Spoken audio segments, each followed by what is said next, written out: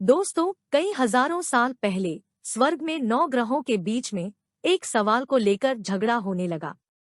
ये सवाल था, आखिर सबसे बड़ा कौन है। सारे ग्रह खुद को बड़ा कह रहे थे। होते होते बात इतनी बड़ी हो गई कि सबके बीच लड़ाई होने लगी।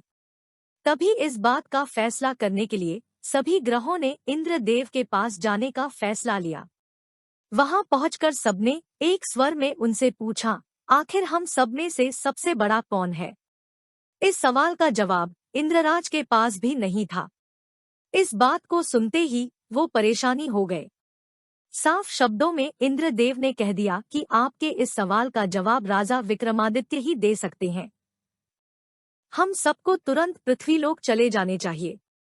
सबने इंद्रदेव की बात मान ली और सभी एक साथ उज्जैन पहुंच गए। वहां पहुंचकर सारे 9 ग्रहों ने इंद्रदेव से पूछा गया सवाल इस बार राजा विक्रमादित्य से किया। ऐसा सवाल सुनकर राजा भी हैरान हो गए। उनके मन में हुआ कि हर ग्रह की अपनी एक खासियत है। हर कोई किसी धातु का देव कहलाता है और सबकी शक्ति अलग अलग व प्रभावी है। अगर किसी को बड़ा और किसी को छोटा कह दिया तो बड़ी मुश्किल हो सकती है। सोचते सोचते विक्रमादित्य के दिमाग में एक तरकीब आई। उन्होंने सभी ग्रहों का आसन बनवाकर लगा दिया। हर धातु के गुण के हिसाब से आसन लगाए गए थे, जैसे कि सोना, चांदी, कांसा, तामा, सीसा, रांगा, जस्ता, अभ्रक और लोहा। अब इन आसनों में उनके स्वामी को बैठने के लिए कहा। सब एक एक करके अपने सिंहासन पर बैठ गए। सबके बैठने के बाद राजा विक्रमादित्य बोले कि आप लोगों के सवाल का जवाब तो खुद ही मिल गया है। अब जो सबसे आगे बैठा है वही सबसे बड़े हैं। इस बात को सुनते ही आखिरी सिंहासन पर बैठे शनि देव को गुस्सा आ गया। गुस्से में शनि ने विक्रमादित्य से कहा, तुमने मुझे सबसे पीछे बैठाकर मेरा अपमान किया है। तुम्हें मेरी शक्तियों का अंदाजा नहीं है। मैं तुम्हें पूरी तरह से खत्म कर दूंगा। उन्होंने आगे कहा कि सूर्य किसी राशि में 1 महीने, चंद्रमा किसी राशि में 2.25 दिन, मंगल एक राशि में 1.5 महीने, बुध व शुक्र 1 महीने, बृहस्पति 13 महीने ही रहते हैं। इन सबके मुकाबले में किसी भी राशि में 7.5 साल तक 7.5 बनकर रहता हूँ।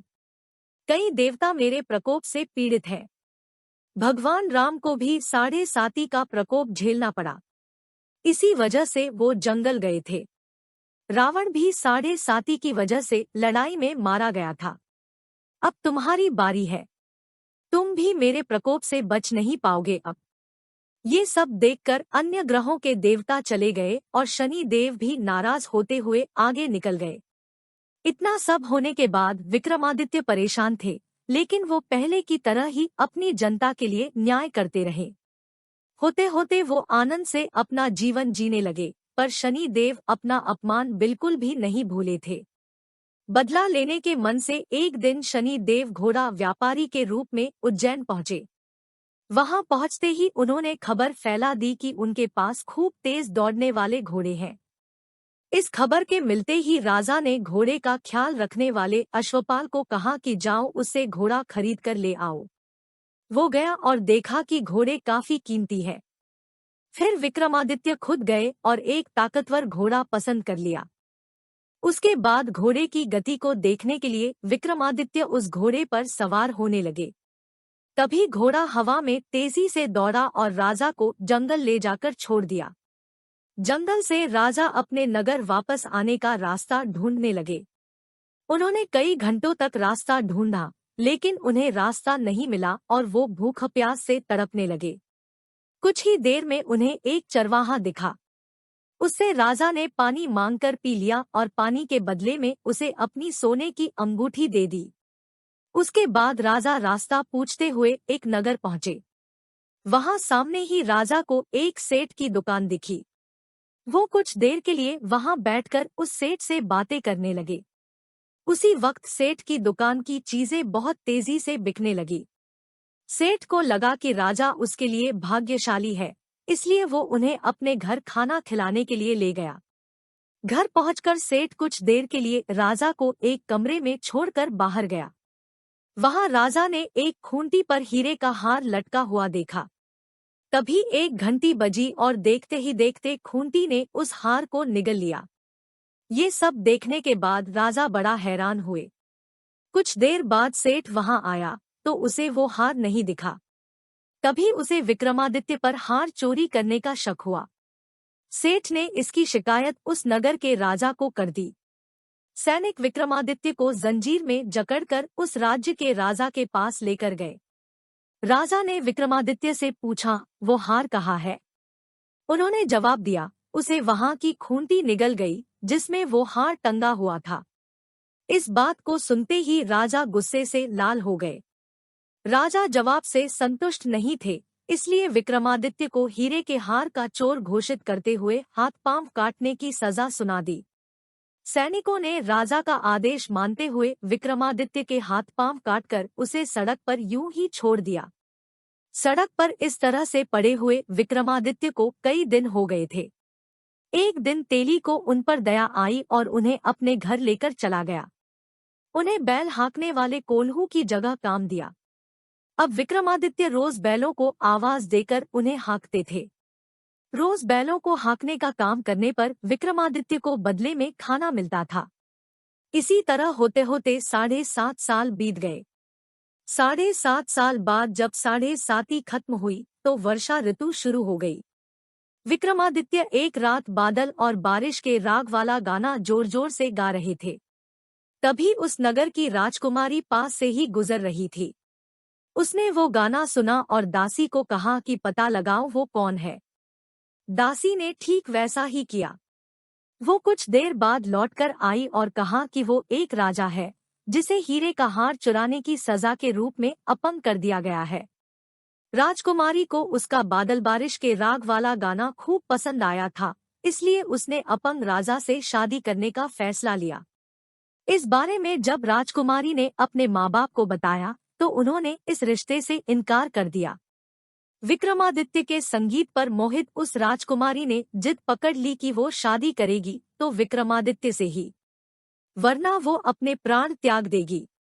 बेटी की जिद के आगे हारकर उन्होंने उसकी शादी विक्रमादित्य से करवा दी। शादी के बाद राजकुमारी भी विक्रमादित्य के साथ तेली के घर चली गई। विवाह की रात को ही विक्रमादित्य के सपने में शनिदेव आए और कहा कि अब तो तुम्हें मेरे प्रकोप का पता चल ही गया होगा। अपने दंड की सजा मैंने तुम्हें इस तरह से दी है। सपने में ही दुखी राजा ने शनिदेव से माफी मांगी और प्रार्थना करते हुए बोले, आपने मुझे जितना दुख दर्द दिया है उतनी किसी और को मत देना।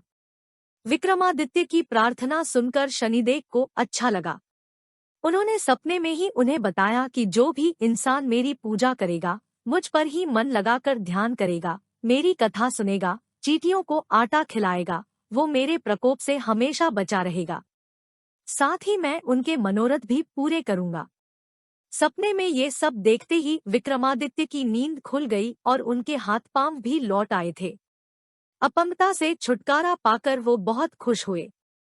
उन्होंने मन से शनिदेव को धन्यवाद किया। इसके बाद विक्रमादित्य ने अपनी पत्नी को शनिदेव के प्रकोप की पूरी कहानी सुनाई। तभी सेठ को भी पता चला कि वो अपंग इंसान राजा विक्रमादित्य है। उसने दौड़कर राजा से माफी मांगी। राजा ने भी उसे माफ कर दिया क्योंकि उन्हें पता था कि ये सब कुछ शनिदेव की वजह से हो रहा है। सेठ ने दोबारा विक्रमादित्य को अपने साथ घर चलने के लिए कहा। वहां सब मिलकर खाना खा रहे थे। उसी समय एक और हार को खूंटी ने निगल लिया। इस दृश्य को सबने देखा और हैरान हो गए।